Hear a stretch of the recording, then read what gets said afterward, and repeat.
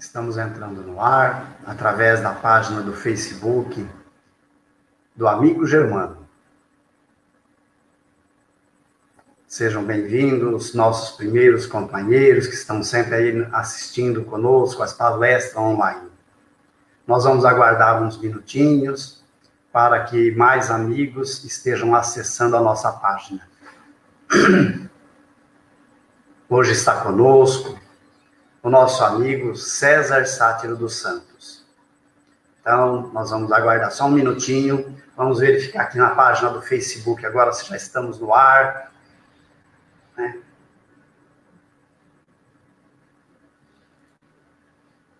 Estamos aguardando alguns minutinhos só para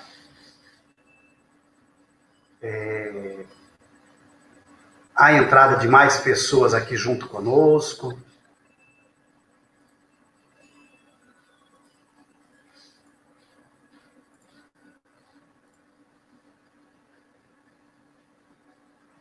Muito bem, já estamos no ar também no Facebook.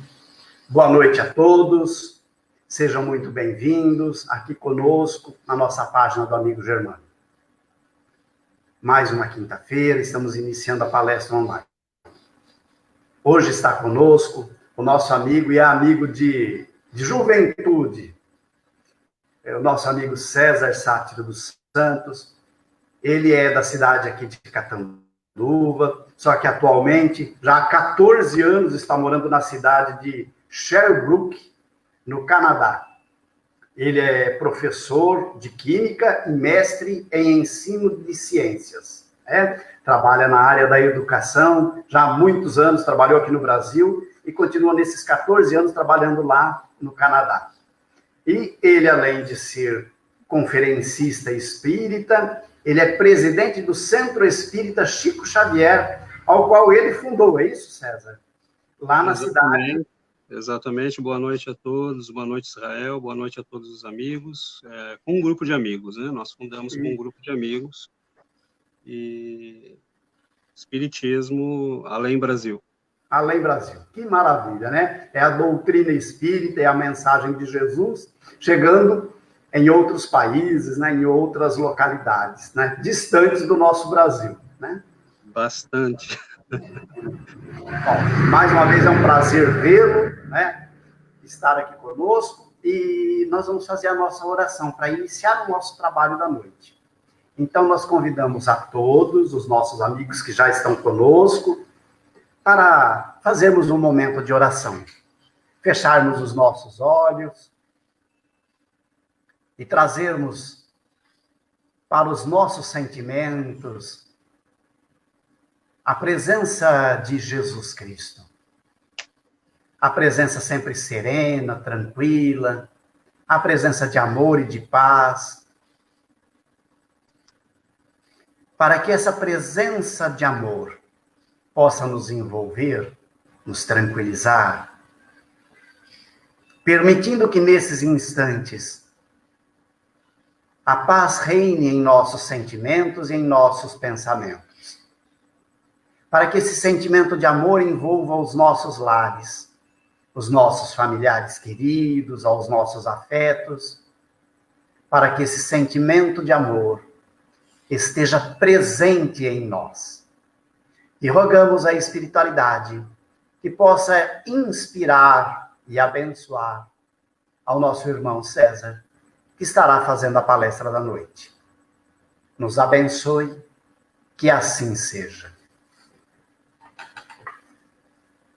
Feita a apresentação, feita a prece, meu amigo César, a palestra é contigo. Seja muito inspirado, que Deus te abençoe. Obrigado, Israel. Então, meus amigos, nós vamos iniciar a nossa preleção agradecendo inicialmente ao Carlos Israel, à Virgínia e a todos os diretores da Amigo Germano pelo carinho, pela atenção e pelo convite. E gostaríamos, inicialmente, de enviar um abraço a todos aqueles que nos acompanham nestes momentos, que estão conosco pela internet, esse privilégio que nós temos, né, de viver numa época que nos permite esse contato, mesmo à distância, com todas as pessoas queridas. Estendo aqui o meu abraço, embora vivendo alguns anos já distante de Catanduva, sempre que possível nós vamos à cidade visitar os amigos e a família. E estendo um abraço aqui aos nossos amigos, a Lilian, lá do Espaço Espírita, ao Ricardo Penfield, da Candeia, aos amigos Dr. Júlio Fornazari, lá do Emaús, Rubens Silvestre, enfim, nós temos um grande grupo de amigos, ao Francisco, lá do Boa Nova, enfim, todas as pessoas queridas que conhecemos e que apreciamos e que guardamos com muito carinho no nosso coração. Pedimos a Jesus, então, que nos abençoe a todos, que os bons espíritos visitem os nossos lares, que nós tenhamos nesta noite a paz e a tranquilidade para refletirmos juntos sobre esta bênção que é a analisar o Evangelho de Jesus com os óculos, com os conceitos da doutrina espírita. Então, vamos lá. Nós reservamos para o nosso bate-papo desta noite a passagem do Evangelho que se encontra no Evangelho de São Lucas e no Evangelho de São Marcos, o cego de Jericó. E esta passagem, ela sempre me falou muito de perto ao coração. O Evangelho é de uma beleza extraordinária, nós descobrimos isso graças à doutrina espírita. E, embora seja uma passagem conhecida, é muito interessante porque o Evangelho é como um oceano, né? Você pode olhar a superfície, ver ali, né, os primeiros centímetros da água e apreciar a beleza, usar aquela água, mas você pode também mergulhar e ir se aprofundando, e à medida que você se aprofunda, você vai descobrindo novas camadas, novas riquezas, e aquilo vai se aprofundando e você vai percebendo que há muito mais escondido em vários níveis ali, né? Então, há um nível superficial, mas há níveis muito profundos para a nossa alma, para a nossa psicologia e para a nossa espiritualidade. Então, é como uma montanha, né? Você pode pegar as pedras que estão disponíveis e fazer a sua casa, mas se você for, né, cavocando um pouco mais, você vai achar os minerais preciosos, dos quais você pode extrair o ouro, a prata, a platina, né, e ficar rico. Então, o Evangelho nos dá essa possibilidade. Nós ganhamos quando ficamos na superfície, mas nós ganhamos muito mais quando nos aprofundamos. E essa passagem do cego de Jericó é muito bonita, porque Jesus estava vindo, né, da região da Pérea, e ele atravessa com os discípulos o Jordão. Eles iam, na verdade, para Jerusalém. E naquele momento, eles caminham, né, para Jerusalém, mas Jericó está exatamente no meio do caminho. E ele para em Jericó. É ali que nós vamos encontrar, por exemplo, a famosa fonte de Eliseu, né? Eliseu foi um profeta, discípulo de Elias, e que, num certo momento, ele foi um dos profetas do Velho Testamento que mais realizou o que nós chamamos de milagres, né? Entre aspas, fenômenos, e um deles foi transformar aquela fonte de água salobra em água doce, e alimenta a cidade até os dias atuais. Então, essa cidade é muito peculiar. Jericó é uma cidade muito peculiar, porque ela está a 270 metros de profundidade, abaixo do nível do mar. É uma região que tem muito verde, né? Tem água, e naquele local, Jesus, ele passa alguns dias, algumas horas, na verdade. É ali também que nós vamos ter o evento de Zaqueu, né? O publicano que sobe no sicômoro, na árvore, para poder ver Jesus que estava passando. E o evento do cego de Jericó se passa nessa cidade, que é uma das cidades, se não, não uma das, mas a cidade mais antiga do mundo. Os assentamentos humanos em Jericó datam de 9.000 antes de Cristo, então 11.000 antes da nossa era, né, do nosso tempo. é uma cidade muito antiga, foi a primeira cidade conquistada pelos judeus quando entraram na Palestina, né, na Judéia, na região, e Josué foi a primeira cidade que eles conseguiram conquistar. Essa cidade tão antiga era também uma cidade muito rica, e era uma cidade que tinha um grande centro administrativo romano, então haviam altos funcionários, haviam pessoas do governo, havia todo um movimento, havia um comércio para atender essas pessoas ricas, e naquele local, se há, né, gente, se há riqueza, se há um comércio intenso, há mendigos. E um em especial nos chama atenção no dia de hoje, porque é aquele que no Evangelho de São Lucas ele vai chamar de Bartimeu, né, filho de Timeu, um cego que pedia esmola sentado, né, ali no caminho, entre o que nós chamamos hoje da velha Jericó e a nova Jericó que havia naquele momento, né? Havia uma parte velha da cidade e havia um trânsito ali muito intenso de pessoas. E aquele homem, ele fazia anos que pedia esmolas ali. Ele ouvia as pessoas, ele não tinha mais os seus olhos, mas um cego, ele vai desenvolver os seus outros sensos com muita atenção. E naquela manhã tudo parecia muito normal, tudo parecia muito comum, né? O sol já havia nascido, estava já ali pelas 9, 10 horas da manhã, havia um movimento normal, e ele, de repente, escuta um burburinho, ele escuta um movimento diferente. Ele escutava pessoas, ele tinha que escutar, porque ele tinha que estender a mão, então ele estava sempre muito atento, mas era um barulho diferente. Ele ouvia ali naquele momento como se uma multidão viesse caminhando, né, da cidade velha para a cidade nova.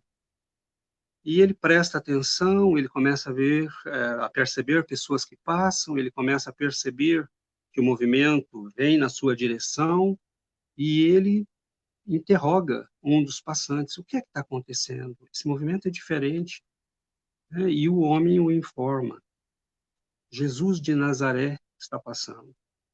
E não diz mais nada.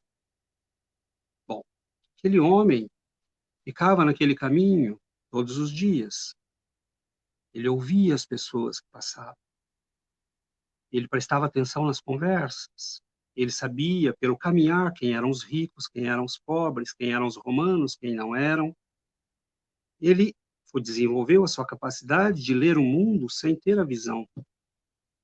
E naquele momento, ele se lembra de conversas que ouviu e que havia ouvido de passantes. Conversas que falavam de um rabi que fazia coisas extraordinárias, que havia curado cegos, que havia levantado paralíticos. E ele disse: Jesus de Nazaré, ele está passando aqui? Não é possível. E fala para o homem que já estava indo: é mesmo Jesus de Nazaré? Sim, bom homem, é Jesus de Nazaré. E à medida que ele percebe a aproximação da multidão, ele tem como que um estado de perturbação interior, ele olha para si mesmo, ele mentalmente percebe quem ele é, nota que não tem mais os olhos, mas ele sempre percebera que não tinha os olhos. Mas naquele momento ele se dá conta: eu estou aqui estendendo as mãos, esse homem está passando. E nesse momento de consciência, de autoconsciência, de autopercepção, ele age num impulso e começa a gritar: Jesus, filho de Davi, tem misericórdia de mim. E ele ouve a multidão, ele ouve o burburinho, ele ouve a fala das pessoas. Então ele resolve gritar mais alto: Jesus, filho de Davi, tem misericórdia de mim. E ele grita, e grita mais alto, e as pessoas o mandam calar-se. Fique quieto, você está atrapalhando, pare de gritar. Mas ele percebe que é aquele momento ou nunca mais. E ele grita mais forte, e ele grita mais alto: Jesus, filho de Davi, tem misericórdia de mim. E aquele grito pungente é ouvido por Jesus. O mestre estava no meio de um grupo muito grande, mas a sua atenção se volta para aquele homem e ele faz um sinal para que o tragam. Um homem se aproxima do cego e diz: "Tende bom ânimo, meu senhor. Tende bom ânimo, homem. Ele te chama." E Lucas diz que o Bartimeu lança sua capa, levanta-se e vai na direção de Jesus. Provavelmente ajudado pelos transeuntes que estavam ali, e o levam até Jesus. E quando ele está diante do mestre, as pessoas não entendem muito bem, porque era óbvio que aquele homem era um cego. Mas Jesus diante dele, e ele não via o rosto do mestre naquela manhã. Naquela manhã de sol, clara, transparente, ele ouvia, ele percebia, ele sentia os cheiros, mas ele não via o rosto daquele homem. Quem seria ele? Como seria ele? E aquele homem fala: "Bom homem, o que queres que eu te faça?" As pessoas se olham: "Senhor, ele é cego, como a pensar?" Mas Jesus repete: "Homem, o que queres que eu te faça?" E ele responde sem hesitação: "Senhor, que eu veja." Jesus coloca as mãos sobre os seus olhos e diz: "Vê, a tua fé te curou. Vá em paz."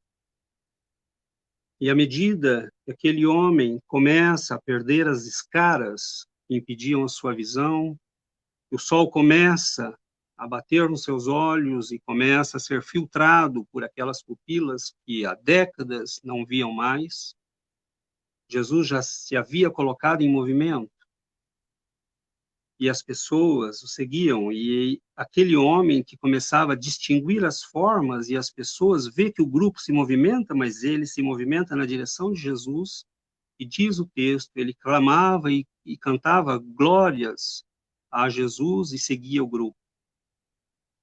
Essa passagem é uma passagem muito tocante, porque ela é plena de simbolismos. Nós somos, num certo sentido, nós podemos dizer que nós somos todos cegos. Talvez esse seja o primeiro dos grandes simbolismos. Nós somos cegos. Reconhecer isso é muitas vezes difícil, porque é difícil aceitar os nossos defeitos, as nossas faltas, os nossos erros. Mas o maior de todos é que talvez nós sejamos cegos. Talvez, com grande probabilidade de ser um 100%, né? Talvez alguns de nós tenhamos o privilégio de não sermos tanto assim, mas nós temos sido cegos. Basta ver o quanto erramos, o quanto nos equivocamos, o quanto sofremos com os nossos erros. E a primeira coisa que nos vem à memória e à percepção é que aquele homem, ele identifica Jesus. Ele sabe reconhecer Jesus. Há muita gente nesse mundo, mas há pouca gente que pode dizer: "Então veja, vê." E ele reconhece Jesus. Ele identifica o Senhor, ele já havia ouvido as profecias, né, que os fariseus comentavam, profecias que falavam de um Messias que viria, profecia de Isaías que dizia: "O povo que andava nas trevas viu uma grande luz." O povo que andava nas trevas viu uma grande luz. Sobre os que habitavam na terra da sombra da morte resplandeceu a luz. Ele já havia escutado estas palavras. E aquele homem estava nas trevas há tantos anos. Ele não podia perder aquela oportunidade. Conhecer Jesus, conhecer o Evangelho é um privilégio. Identificar Jesus no meio da multidão é um privilégio. E ele percebeu, ele identificou Jesus, ele percebeu que era aquele homem de quem falava. E ele faz um movimento extremamente interessante. ele lança, ele grita primeiro. Ele grita, ele insiste, ele chama o mestre, ele fala, ele quer falar com o mestre. A multidão diz para que ele se cale, mas ele insiste. E esta é uma atitude também interessante no comportamento de Bartimeu. Porque às vezes nós identificamos o que é importante, às vezes nós sabemos o que é importante, mas raramente nós nos movimentamos na direção daquilo. Ou nós trazemos aquilo para a nossa vida. Nós continuamos vivendo e dizendo amanhã talvez. Eu vou sim, mas mais tarde. E as coisas que aparentemente nós somos capazes de reconhecer como importante vão passando e vão indo pela estrada na direção de Jerusalém. E nós as perdemos de vista por muito tempo. E ele sabia que se Jesus passasse por ali e ele não o parasse, ele talvez não tivesse nunca mais uma chance. Então ele não hesitou. Ele não teve vergonha. Ele era um cego, era um mendigo. E ele simplesmente poderia ter aceito o julgamento dos outros. Fique quieto, homem, você está atrapalhando. E muitas vezes nós reconhecemos a nossa cegueira, nós reconhecemos a nossa miséria, nós reconhecemos os nossos defeitos, mas nós temos vergonha, nós não queremos pedir, nós não queremos atrapalhar, nós nos sentimos intimidados, porque sabemos, conhecemos os nossos erros, conhecemos as nossas faltas, conhecemos as nossas misérias. Mas aquele homem teve uma profunda autoconsciência naquele momento. E ele não hesitou. Ele lança de si a capa. E mesmo esse gesto é muito simbólico, porque nós nos cobrimos com a capa do orgulho, nós nos cobrimos com a capa do egoísmo, nós nos cobrimos com a capa da vaidade. E essas capas aparentemente nos protegem. Mas no momento em que o mestre passa, você tem que tirar as capas. Porque você tem que se expor. Você não pode chegar ao Senhor e impor-se ao Senhor com os seus títulos, com a sua posição. Diante dele, nós temos que chegar com toda a verdade que possa haver no nosso coração. Porque para chegar diante dele e pedir o que nós queremos, nós temos que ser honestos. E aquele homem lança longe de si as capas, a capa, e vai na direção do mestre. Reconhecer o mestre é o primeiro evento. Gritar por ele, sabendo quem ele é, sabendo que é a ele que nós devemos nos dirigir, é o segundo evento. A quem, meus amigos, nós vamos pedir socorro? Senhor, filho de Davi, tende misericórdia de mim. Tende misericórdia de mim. A quem nós podemos nos dirigir assim, se não a ele? Mas ele nos ouve, e essa é outra mensagem. O nosso clamor, se for sincero, se for honesto, se vier do nosso coração, ele ouve.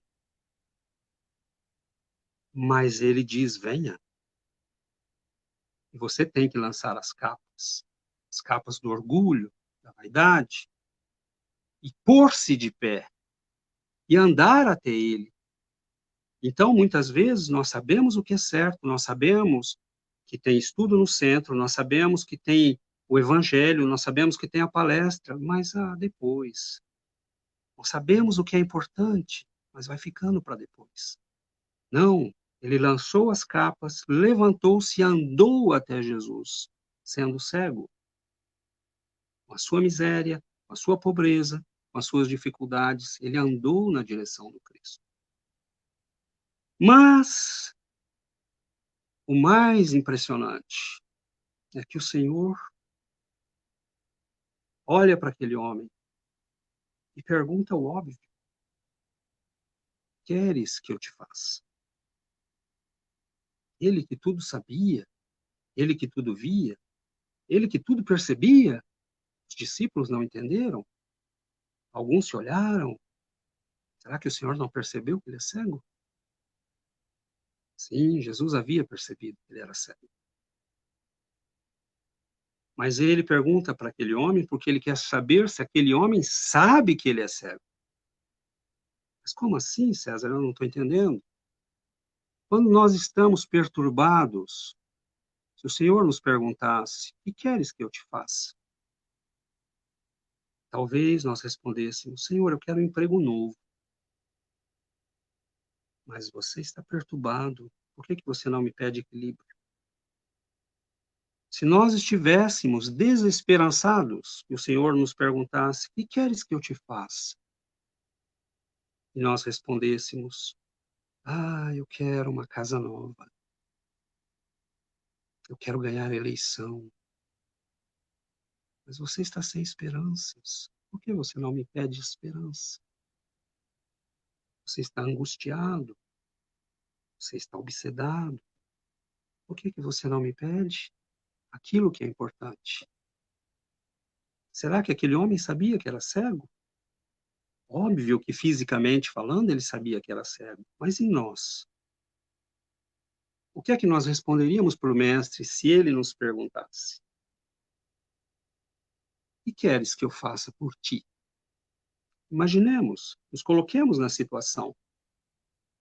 Nos imaginemos diante do mestre naquela manhã de sol clara, um vento brando, e ele nos olha e diz: "Que queres que eu te faça?"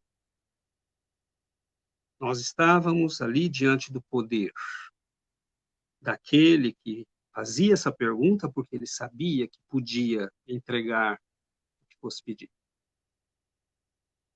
E nós pedíssemos qualquer coisa menos aquilo que realmente conta. Qualquer coisa menos aquilo que é realmente importante. Para aquele homem, ver era o importante. Mas ele podia ter pedido dinheiro. Ele podia ter pedido poder. Ele podia ter pedido muitas coisas. Mas ele sabia que era cego. E a questão de Jesus é extremamente importante, porque nós temos que pedir a mesma coisa. Senhor, que eu veja. Me permita, Senhor, ver. Porque ver é fundamental. Quando nós vemos, nós evitamos os abismos. Quando nós vemos, nós evitamos as serpentes do caminho. Quando nós vemos, nós evitamos as armadilhas do caminho.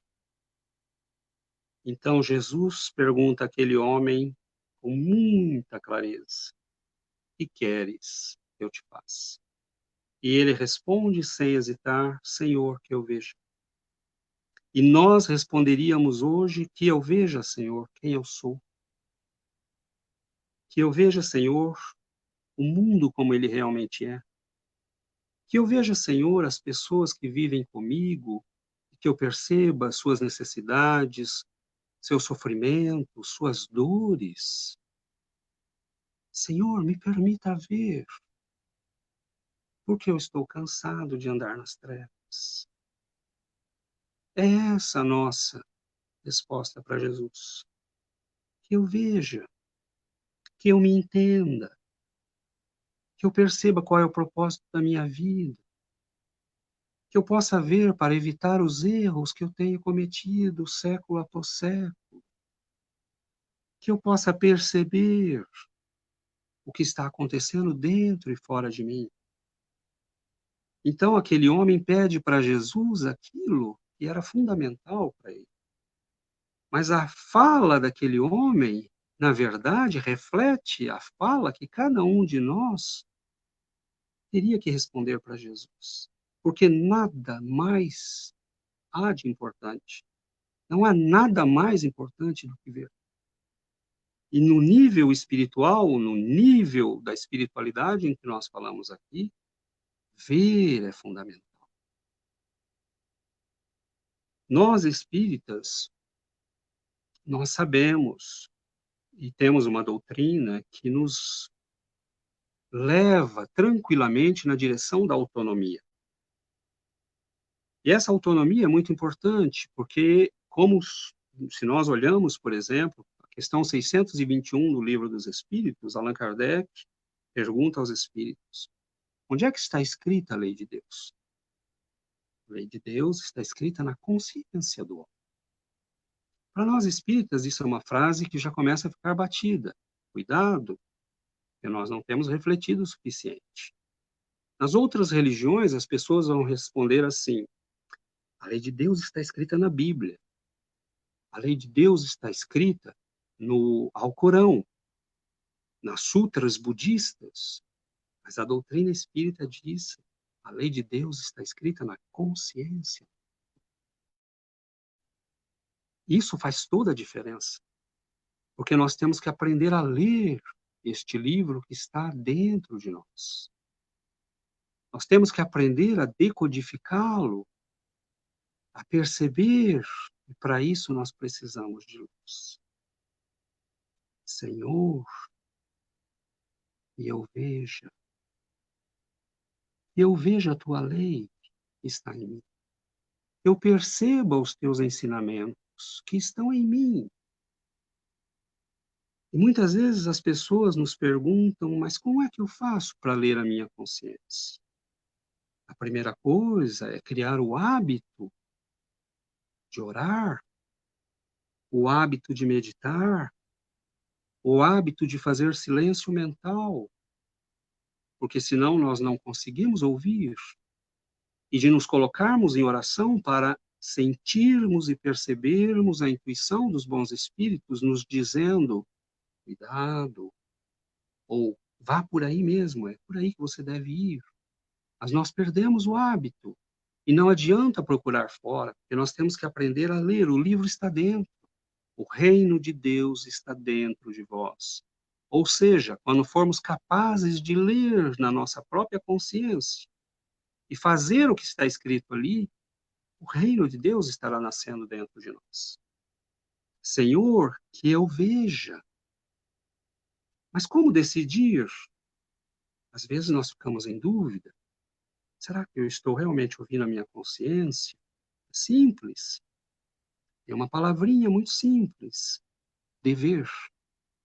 Na dúvida, faça aquilo que é o seu dever. Você é pai? O que a vida espera de você como pai? Você é mãe? O que a vida espera de nós como mãe? Você é cidadão? O que a vida espera de você como cidadão? Você é espírita? O que a vida espera de nós como espíritas? Na dúvida, siga o dever e nós não erraremos. Mas muitas vezes nós amortecemos a consciência. Por isso nós temos necessidade dos profetas. O Cristo veio em pessoa para acordar aquilo que estava dentro de nós. Eu sou a luz do mundo, e aquele que anda comigo jamais andará em trevas. Ele é a luz que nos permite ver. Ele é a luz que ilumina a nossa consciência. Como a luz ilumina os objetos e se reflete nos nossos olhos e é interpretada pelo nosso cérebro, a luz do Cristo se reflete na nossa consciência e é interpretada pela nossa alma. E aí nós sabemos o que fazer. Mas nós não podemos embaçar a consciência. Quando nós embaçamos a consciência, nós não recebemos a luz, ou recebemos muito pouco. Mas, César, como é que eu faço para saber se eu estou bloqueando a minha consciência? É simples. Quando nós começamos a usar palavras como: mas é assim mesmo, todo mundo faz. Ah, normal. Dentro de nós, quando nós usamos esses chavões, nós sabemos lá no nosso íntimo que alguma coisa não está certa. Mas a força de embaçar a consciência, nós não recebemos mais luz. E aí fica difícil ler, porque nós colocamos entre o livro da nossa consciência e a luz do Cristo, nós colocamos os nossos erros e equívocos. Se nós queremos que o Cristo reflita na nossa consciência a sua luz para que nós vejamos a verdade e, vendo a verdade, possamos agir segundo ela, nós temos que ouvir. Nós temos que pedir a Ele, Senhor, que eu veja, mesmo que, quando a Tua luz me iluminar, eu veja também toda a minha miséria. Mesmo que, quando a Tua luz me iluminar, eu veja toda a minha fraqueza, todos os meus erros, mas qual é o problema? Não foi Ele que disse, eu não vim para os sãos. Os que são sãos já estão no reino do Pai. Eu vim para aqueles que precisam de médico. Então, qual é o problema de pedir? Qual é o problema de gritar, Jesus, filho de Davi, tem misericórdia de mim? Nenhum problema. Ele veio para nos ouvir. O maior erro que nós podemos fazer, e quando nós falamos de embaçar a consciência, isso é muito sério, é quando nós vemos aquela atitude nossa de começar a mudar os próprios valores para nos adaptarmos aos erros. Olha, é normal isso, e a força de repetir aquilo fica normal para nós.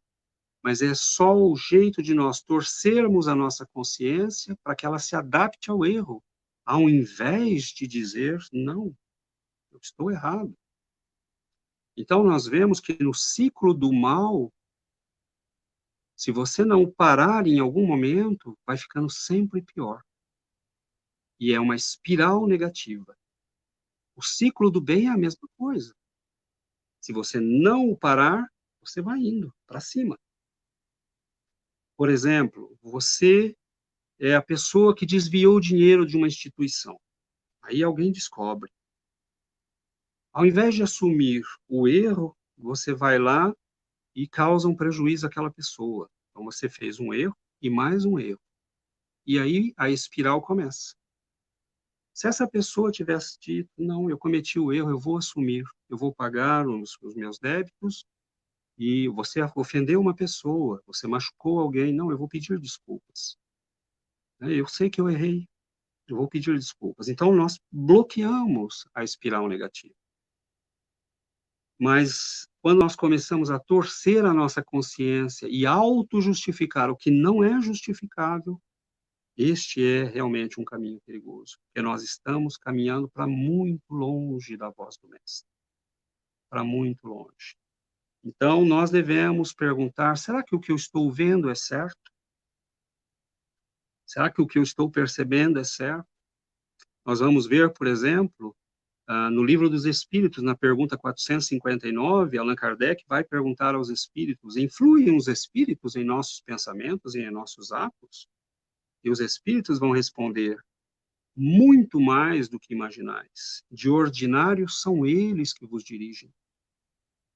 E nós vamos dizer, isso é exagero. Como assim? Não, não é exagero. Então, quando o Cristo perguntar, o que queres que eu te faça? Que eu veja, Senhor, eu veja, eu perceba. Eu perceba quando chegarem influências que vão me levar à perturbação. Eu perceba, Senhor, quando chegarem pensamentos que vão me levar a atos dos quais eu vou me arrepender depois. Eles influem até o ponto que são eles que vos dirigem. Mas que eu perceba igualmente, Senhor, quando forem pensamentos de generosidade e de amor, que vão me levar à salvação e vão me tirar dos velhos erros do meu passado. Então, pedir ao Senhor que nós possamos ver, porque nós vivemos num universo em que isso não é exagero. E por que não é exagero? Porque quantas vezes nós agimos sem pensar? E como é que nós sabemos que aquela ação não começou num pensamento, não veio de nós mesmos, mas veio de alguém que se plugou nos nossos pensamentos e nos nossos desejos? Porque é isso que eles vão explicar, os espíritos vão explicar a Allan Kardec, nas perguntas seguintes. Por exemplo, pode o homem se afastar da influência dos espíritos que procuram arrastá-lo ao mal? Claro que pode. Esses espíritos se apegam aos nossos desejos e aos nossos pensamentos. Então, é lógico que nós podemos neutralizar a influência desses espíritos na nossa vida. Então, muitas vezes, nós entramos em fases das nossas vidas que são de grande perturbação. E nós precisamos pedir a Jesus que nos auxilie a ver, a compreender que muitas vezes aquilo que nós vemos como um grande romance é uma obsessão. Aquilo que nós chamamos de justiça, muitas vezes é vingança.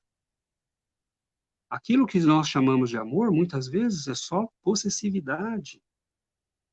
Aquilo que nós chamamos de renúncia, muitas vezes é só vitimismo. Então, nós temos que ter essa humildade de pedir ao Senhor, como Bartimeu naquela manhã, sem ver o rosto do Mestre, mas sabendo que ele tinha as respostas e tinha o poder para dar aquilo que ele precisava naquele momento. Senhor, eu vejo. É muito importante ver. Por exemplo, ver que nós estamos no lugar que precisamos. Nós estamos onde precisamos estar. Nós estamos com as pessoas que precisamos estar. Nós temos aquilo que precisamos e até o que nos falta foi dado por Deus.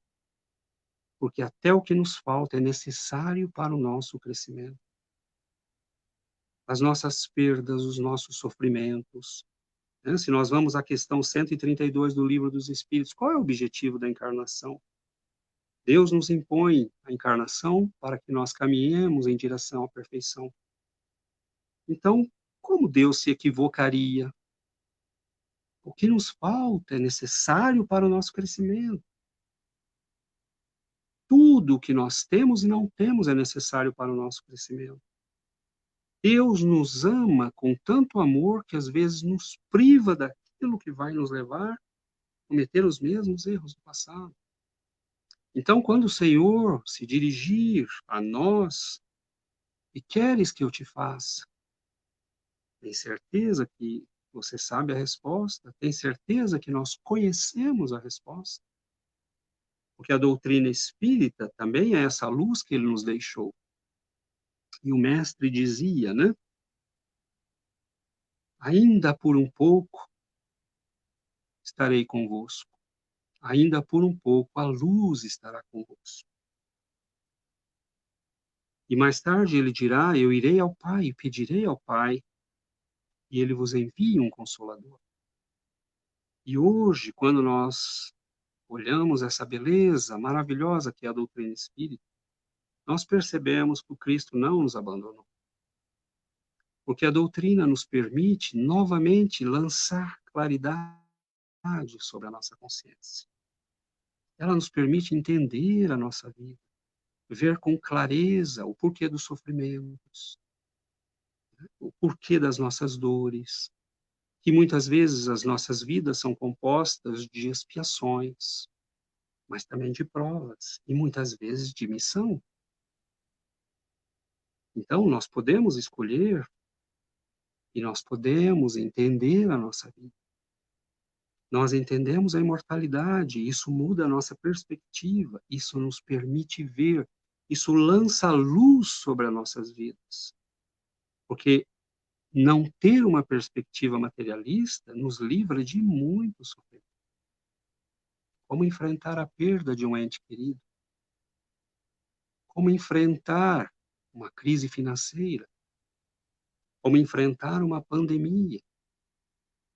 Então, nós, com esta claridade que cai sobre as nossas vidas, nós podemos olhar para o mundo e para nós mesmos e dizer, Senhor, eu entendo.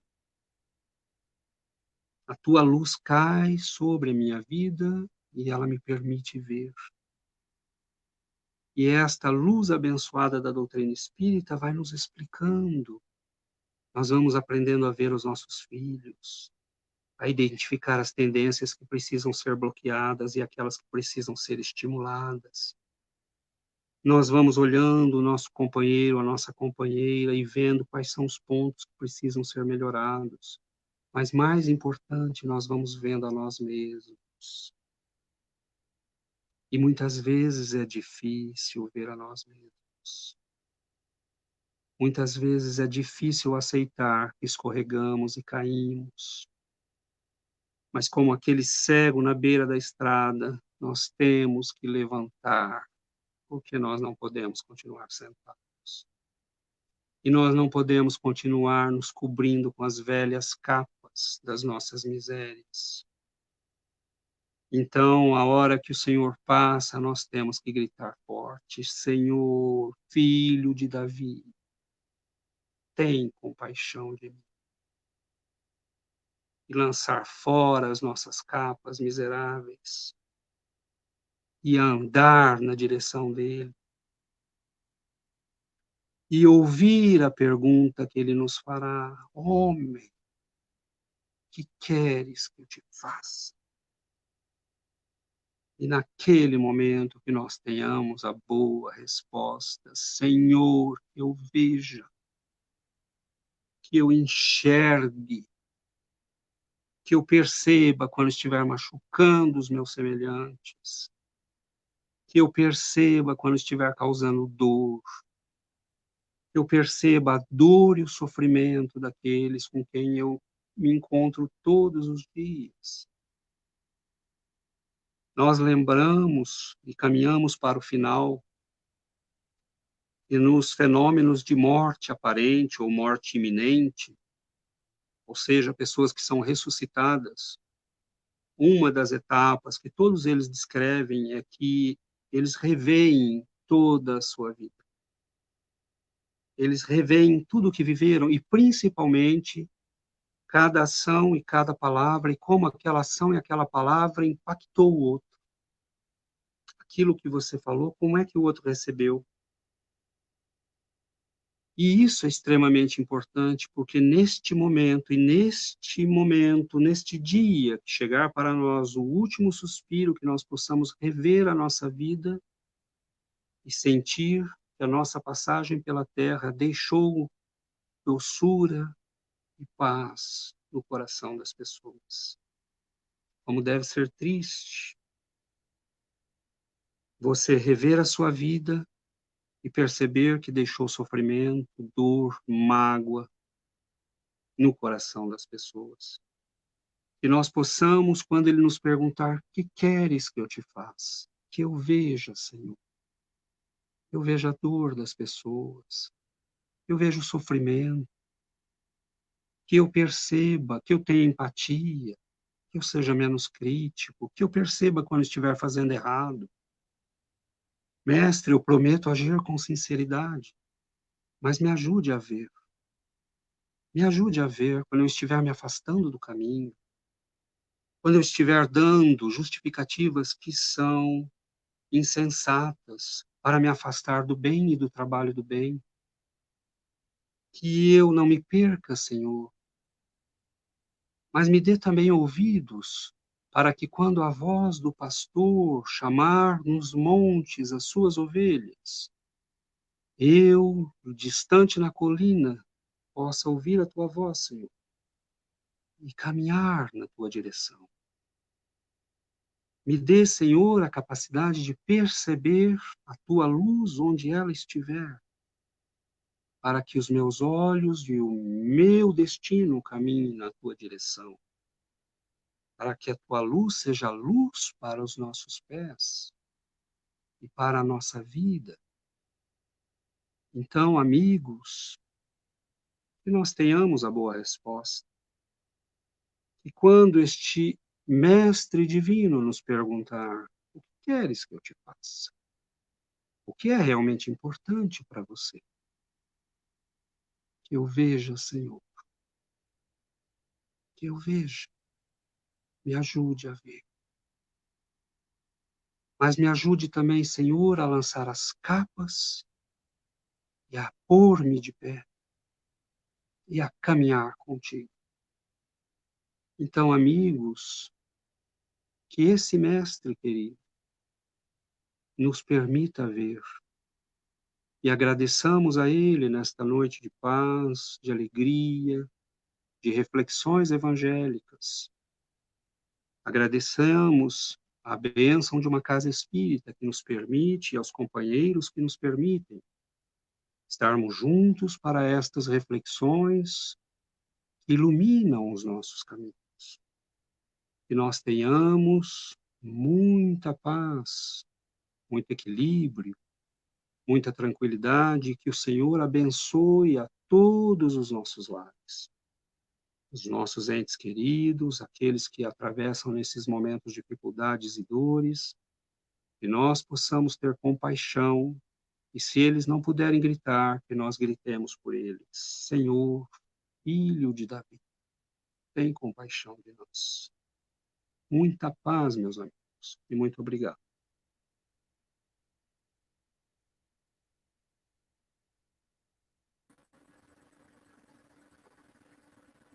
Excelente palestra, grandes reflexões e muitos ensinos, viu, Sérgio? A nossa gratidão a você. Eu que agradeço. Fazia muito tempo que eu não ouvia uma palestra sua. Muito tempo mesmo. Foi um prazer revê-lo e ouvi-lo novamente. Eu que agradeço, sensibilizado, a oportunidade de trabalho que vocês me ofereceram. Muito obrigado. Vamos fazer uma prece de encerramento? Você gostaria de fazer a prece para nós? Prefere que nós façamos aqui? Posso fazer. Então, por gentileza, faça a prece e depois nós retornamos para encerrar.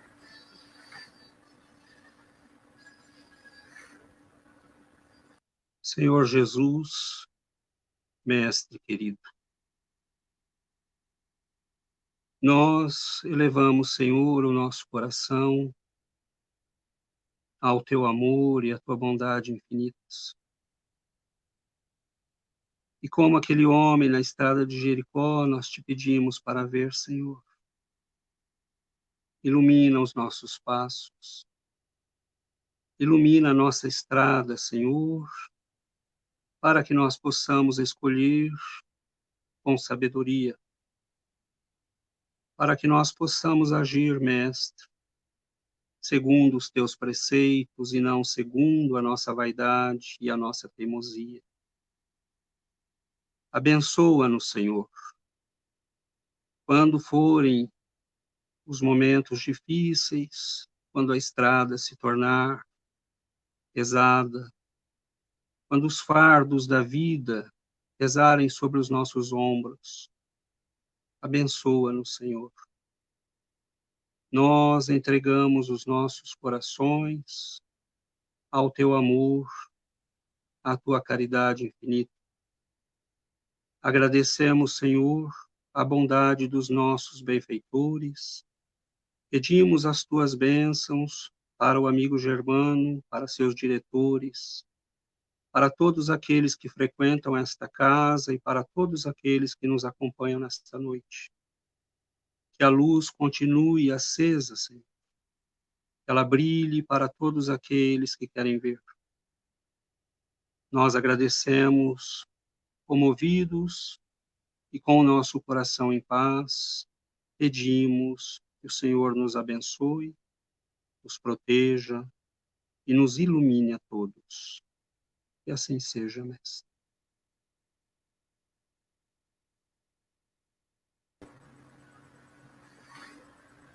Ótimo. César, mais uma vez, muito obrigado pela tua presença aqui conosco, né? Por dedicar aí o teu conhecimento para dividir e compartilhar conosco. Foi muito importante para todos nós, viu? Obrigado. E agradecemos também a tantas pessoas que estiveram conosco aqui na noite, que estiveram mandando um alô, mandando alguma mensagem, né? Muito obrigado de estarem participando conosco. Rogamos a Deus que nos abençoe, que envolva o lar de cada um com muita paz, com muita harmonia, lembrando sempre da mensagem do Cristo, e principalmente que o Cristo está muito presente, muito perto de nós. Basta termos olhos de ver, né? Exatamente. Talvez de senti-lo, né? Então, a todos uma ótima noite. Nós vamos terminando assim a nossa transmissão, desejando que a paz esteja em cada coração. Que assim seja, viu? Um grande abraço, muito obrigado.